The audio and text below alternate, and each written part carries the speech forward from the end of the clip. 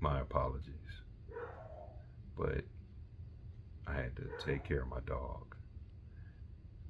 But like I said,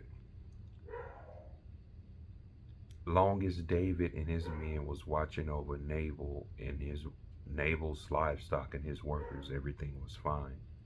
It wasn't until when David needed Nabal's help that David sent ten young men to Nabal's doorstep asking him to help not only provide food and shelter for his men, but that he would honor their agreement to where Nabal would, take care of David just like David and his men took care of Nabal. But Nabal was a shrewd man, an insulting man. And when David sent word for Nabal's help, Nabal replied with this, and this is in 1 Samuel 25, starting at verse 10. It says, Nabal's answer to David's servant was, "Who is this David? Who is this son of Jesse? Many servants are breaking away from their masters these days. Why should I take bread and water and meat that I have slaughtered for my shearers and give it to men coming from coming from who knows where?" So not only did he refuse to help someone who helped him, but he was very shrewd and disrespectful about it. And when David's messengers got back to him, when the word got back to David, David was angry. So angry that out of the 600 men he was leading, he took 400 and told them to get their swords. And David got his sword, and they were on their way to take care of this man and his bloodline. And it says that David told his men, each of you strap on your swords. So not only did they strap on their swords, but David strapped on his swords too. And he said that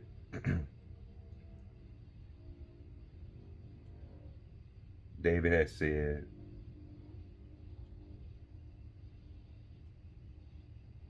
David had just said, "It's been useless, all my watching over this fellow's property and in the wilderness, so that nothing of his is missing.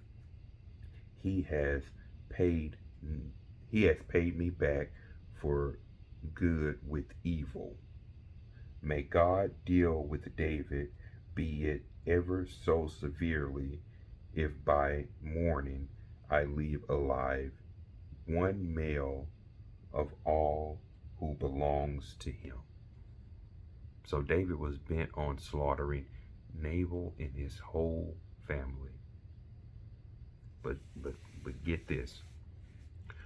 While David was on his way with the 400 men, the 400 soldiers, David stopped in a valley. And by the same time, the servant, one of Nabal's servants, alerted Abigail, which was Nabal's wife. And he told Abigail that this man David watched over us all while we were in the wilderness, and he made sure that not only that the livestock was protected, but that we were protected, and not one of our things were stolen or taken or lost. And when he told Abigail that, Abigail packed basically sandwiches. She packed enough supplies for 400 men. And she packed cakes, cookies, wine, beverages, fruits, berries, everything you could think of. She had that packed and sent David's way. She had a plan to intercept David before he got to their land. And when she met David, she met him in a valley. And she got off her horse and bowed down to David. And basically, in layman's terms, she told David, "You are about to be the next king of Israel. You have a lot going on to be king, and you will be a good king. Who is my husband that you would go out of your way to shed blood with your own hands? My husband is a fool. Please spare my family." And she told David this as she laid on her face, bowed down before him. And she explained that he was about to be the most important man to walk the land because he was the next king of Israel. And why would he concern himself with someone so small as an agitator like Nabal? So what David did, he realized what he was about to do. And he told Abigail, "You have spared your family. Thank you. It will go as you have requested." And David received her gifts and sent her home in peace. Now, the story goes and also tells that when Abigail got back home, her husband had thrown a feast. Well, he was in the midst of throwing a feast. The feast had already started by the time she got home. And they say that he was full of cheer and full of wine. So she said nothing to him till the next morning. Now, when she told him what was about to happen to him, how David was headed their way with 400 warriors,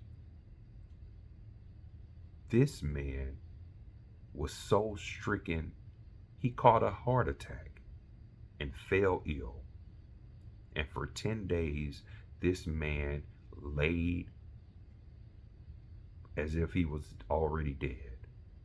And on that 10th day, he passed. And not only did word get back to David that he passed, but David was able to say that God has taken care of my enemies. And that's the moral of the story. Just because a person opposes you does not mean you have to oppose them.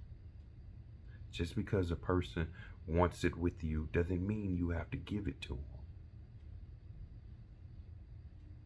You know, many, many years ago, when I was a young man, not saying I'm old now, but I can remember when I was younger, that when a girl liked me, I felt like I had to like her back.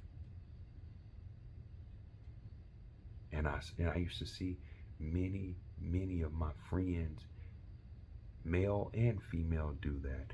And we have the right to choose. Just because someone wants it with us doesn't mean we have to give it to them. Just because a person opposes you and wants to fight you does not mean you have to lower yourself to fight them. We are kings and queens, royalty. We cannot allow ourselves to be bogged down by those who wants to drag us through the mud, not because of anything we've done, but because of what is going on with them. You know, you're familiar with the term, you got to pick your battles. You have to pick your battles. Because that is the only way we're going to be able to fulfill God's will in doing what we are supposed to be doing in our calling. Because if we spend our time going around opposing everybody who opposes us. Let me tell you something. The enemy is the author of confusion. He comes to steal, kill, and destroy. You got to be able, I got to be able to recognize that for what it is. Just like the story I was telling you about being in my favorite restaurant, how that employee was doing their best to get my attention. And to the point where when they thought that they couldn't get it, they opposed me or mocked me. I wouldn't say opposed, but mocked me and said all kind of wrong things about me. But I didn't allow that to mess with me because I understand that I am called to a higher purpose. We are called to a higher purpose, and we are not here to lower ourselves, but to rise to the occasion. So remember, you have been chosen by God. You are a part of God's family. We are part of God's family.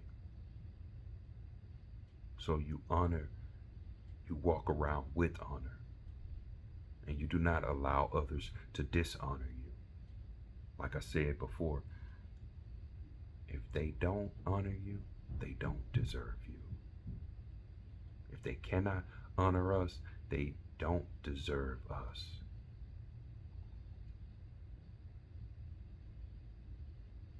That's all I wanted to encourage you about. Oh, and let me give you this last part. After Nabal died, David remembered the conversation he had with Abigail, and David found Abigail attractive. So much so that he sent men to to tell Abigail that he wanted to wed her after Nabal died. And what did she do? She said, I am yours, Lord. I am here. I submit to your will. So out of that, by David not only listening and doing what he was supposed to be doing and not lowering himself to fight or to get into it with the man, not only did God take care of Nabal, but David gained a wife. Friends, we don't know what God has in store for us. And if we spend our time fighting and arguing and giving ourselves away, it'll be no more left for us. There'll be no more left of us for God to use. So you have to stand in knowing that whatever God has for you, not only do you have to receive it, but you have to be ready to receive it.